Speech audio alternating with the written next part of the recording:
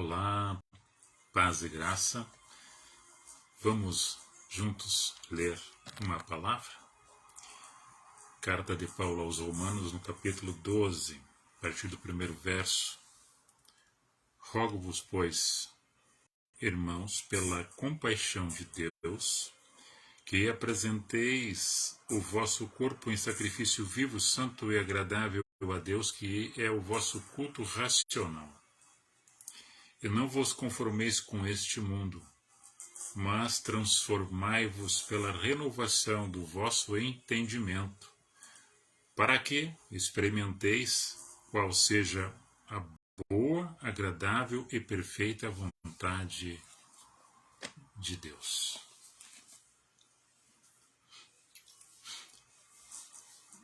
Interessante essa preocupação de Paulo, né, no conjunto das ideias,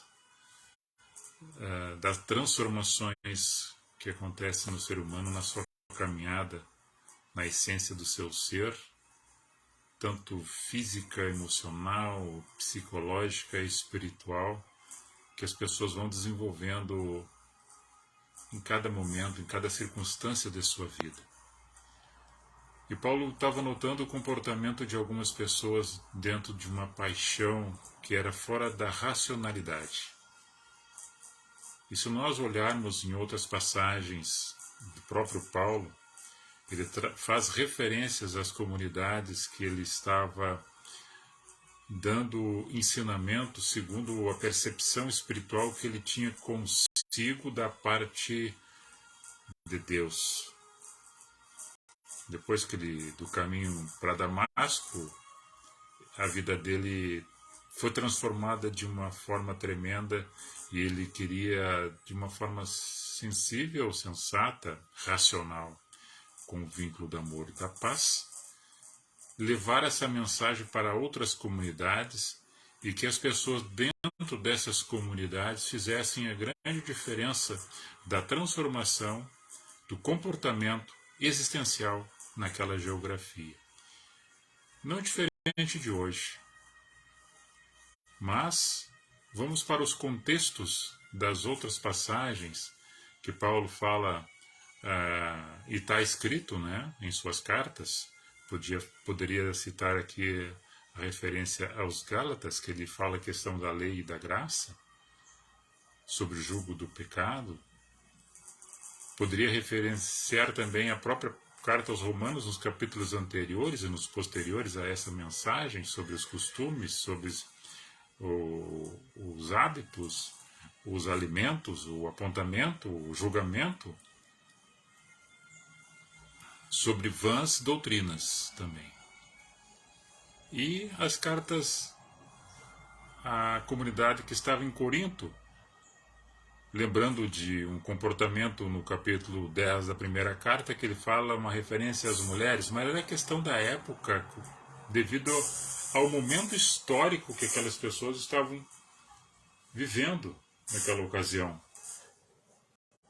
que estavam notando naquela ocasião, que estavam observando naquela ocasião.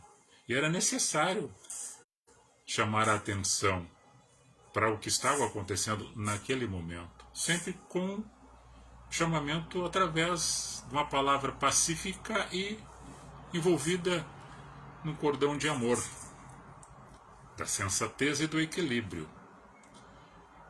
E quando ele caminha dentro isso no capítulo 11, né, ele fala do comportamento, mas antes do capítulo 11 da primeira carta aos Coríntios, mas antes do capítulo 10, ele fala sobre a questão das pessoas relacionado à idolatria e a culto a demônios, que já existe em todos os lugares. E também, no capítulo 12, ele dá sequência sobre a diversidade dos dons espirituais, que cada um possui um dom, ou dois, ou três, ou mais, ou todos os dons espirituais, mas todas elas sendo espírito de luz que provém de Deus, que é o espírito da luz. Existe uma comunhão nesse espírito, relacionado aos dons que cada um possui. E essas operações que, através desses dons que cada um pode ter ou não, ou ter sem saber, ou ter e aplicar, ou ter mais de um, o dom da palavra, a palavra de sabedoria, a palavra de ciência, a fé, o dom de cura, o dom de variedades de línguas, discernir espíritos, o dom de interpretação de línguas, e tantos outros que possam acrescentar dentro do conteúdo espiritual, na geografia, no espaço-tempo, nas reuniões, ou simplesmente no caminhar pacífico de cada um aonde estiver. E no capítulo 13 fala sobre o supremo amor, o dom supremo, o maior de todos.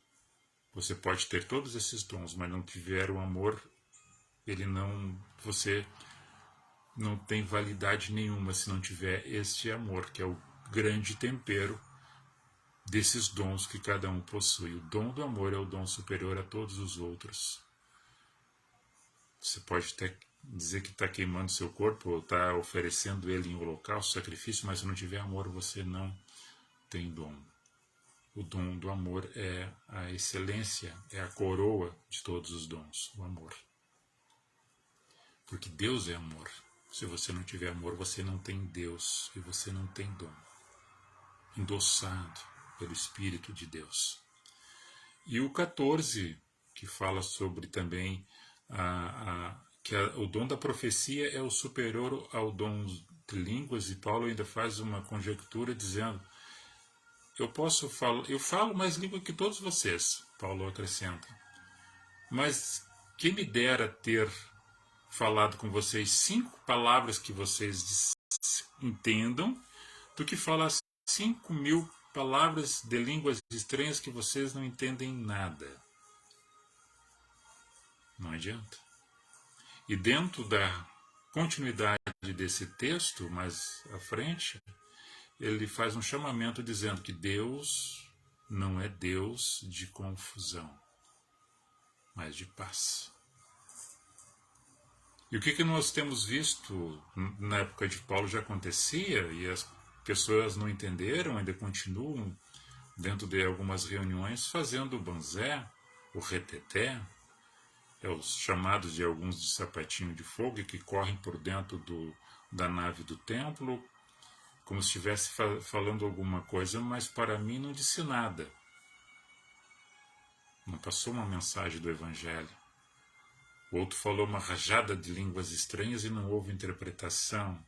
Ele se vangloriou com aquilo, ele cresceu, ele ficou, mas a igreja não entendeu. As pessoas que entraram ali para receber uma mensagem saíram frustradas porque queriam ouvir uma mensagem, um pão descido do céu, como Jesus disse em João 6, que ele era esse pão descido do céu. Disse, e fala ainda hoje, através do seu Espírito Santo em nossos corações. Então, se tem confusão, Deus não faz parte desse negócio, não. Há outros que acrescentaram algumas questões de superstições, e Paulo faz um chamamento quando ele chega no Areópago de Atenas, Atos 17, 21 e 22, que tinha grupinho de pessoas fazendo orações em suas imagens que ele entendiam que eram seus deuses de referência, porque algum deles entendiam que cada imagem lembrava uma referência humana ou de animal, e que eles tinham ali naquelas reuniões uma adoração específica, porque cada um tinha um vínculo com eles nas suas casas e nos seus comportamentos sociais. E Paulo chama a atenção, diz: olha, eu passei e vi escrito numa pedra, o Deus desconhecido, e tenho visto vocês um tanto que supersticiosos. É esse Deus desconhecido que eu quero falar para vocês. Aquilo que não é matéria, que não é palpável, que é que nem o vento, mas existe, está aqui, é essência em amor e verdade. Esse Deus que eu quero passar para vocês. E assim foi, ele entendendo Deus, o Espírito, na sua verdade. Porque, além de amor, ele é verdade, justo, paz e ordeiro, e não de baderna. E dando continuidade ainda, outros criaram como se fosse um boliche de balcão, Deus o negociante, para fazer oferendas e oferecer sacrifícios ou negociar bênçãos com Deus, que fazendo tais coisas alcançariam uma graça. Ou vendendo porções de terra, porções de água, pedacinhos de folhas, misticismo religioso, para negociar com Deus como se Deus precisasse desses subterfúgios para abençoar a tua casa, a tua família, né? Então isso não tem nada a ver com Deus, somente é coisa humana. E algumas pessoas dentro do seu entendimento que ainda não desencadearam, não quebraram essa corrente do jugo, da servidão e dos esclarecimentos dentro da sua caminhada, ficam presos a essas alquimias, né? A esses pretextos, para dizer que tem que fazer isso, se não fizer isso, Deus não vai te atender e tu vai quebrar a corrente. Deus não é homem feito nós, e se eu pensasse comigo mesmo, dentro da minha ignorância, da minha insensatez, da minha pequena existência, se eu não compreender o meu irmão dentro da sua necessidade, dentro da sua fraqueza, como é que eu vou dizer que Deus tem que fazer assim, porque Deus disse que eu tenho que fazer assim? Deus entende todos nós e vai nos abençoar sempre de acordo com aquilo que talvez dentro do nosso entendimento nós merecemos ou não. E Deus conhece o coração de cada um, passa por cima de todas as questões nossas, humanas, da nossa ignorância, e ainda nos resgata, nos alivia, nos abençoa, nos ajuda, mas no princípio não precisa nada desses amuletinhos, dessas superstições, dessas negociatas, porque Deus não é um bolicheiro de balcão, ele não é um corrupto, como muitos políticos que fazem negócios para conseguir seus votos e permanecer nas suas cadeiras ou ficar no poder.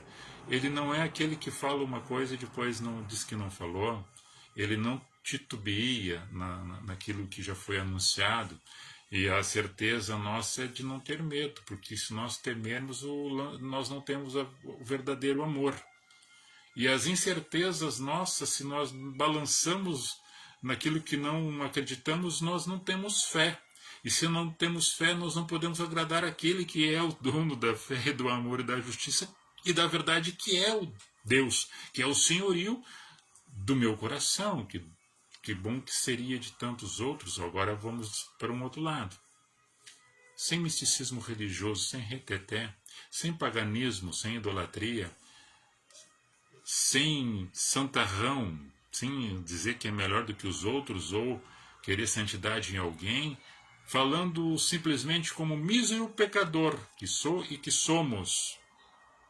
Nós caminhamos aqui procurando sempre fazer o melhor sem olhar a quem, observando os movimentos que a Terra está acontecendo na Terra pelas pessoas que estão caminhando sobre essa Terra e que ela está suspensa no ar, assim como os vários outros astros, e algum ainda transcendem de um lado para o outro, que são os cometas, e o Sol no seu centrado, sem movimento específico, só lançando a sua chama e seu fogo consumidor, aquecendo e dando vida à natureza da Terra, assim como a água, assim como a Lua, o seu movimento de rotação e a Terra de translação e rotação do seu eixo.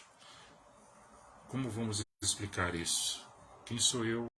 A ciência chegou a um ponto de conseguir explicar, depois de tanta dificuldade. Mas o que sustenta tudo isso? De onde veio tudo isso? Por isso que o Deus ninguém explica. Deus é Deus. Deus se acredita ou não. Mas baseado nos escritos sagrados e na compreensão do discernimento, que seria interessante termos o raciocínio, que chama-se a razão, do culto racional, e não ficar preso e não aceitar as coisas que acontecem daquilo que nós entendemos que são injustiças dentro da terra, no meio das pessoas, em qualquer lugar que você olhe e possa entender que está acontecendo alguma coisa injusta, mentirosa, ardilosa e que a gente não deve se conformar. E dentro daquilo que nós entendemos como razão e como amor e como justiça e verdade, Deus nos diz: isto está certo e isto está errado. E para nós é dado o discernimento de entendermos que algumas pessoas não entendem e parece que é loucura para alguns, mas para nós não.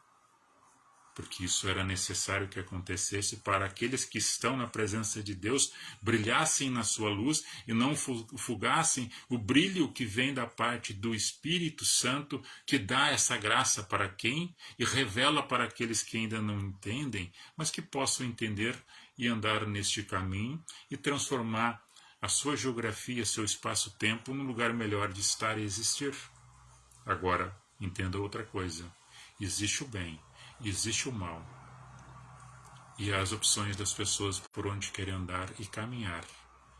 Mesmo sabendo que você está no caminho ruim, errado, e quer permanecer nele, é tua escolha. Agora, se nós falarmos de uma outra posição, que a luz e a verdade é melhor, e você permanecer ainda no erro, você continua da forma como queira, que cada um é dono de si até então. Agora, tudo que nós fizermos vai ter uma consequência.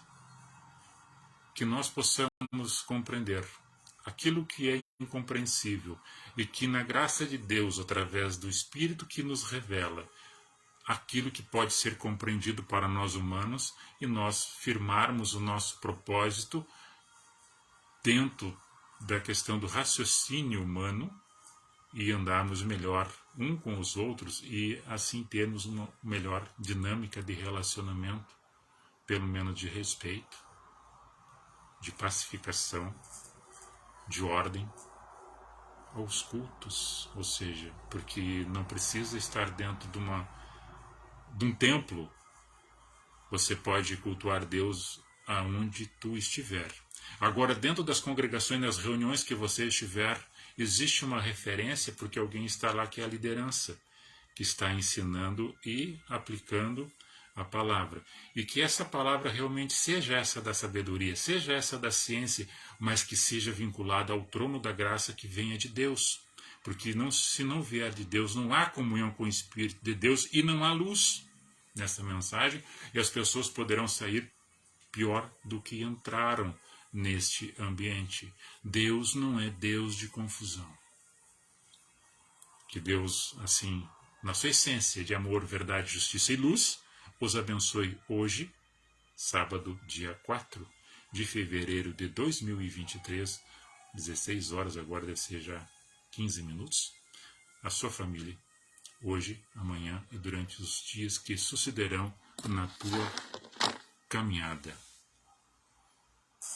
Shalom.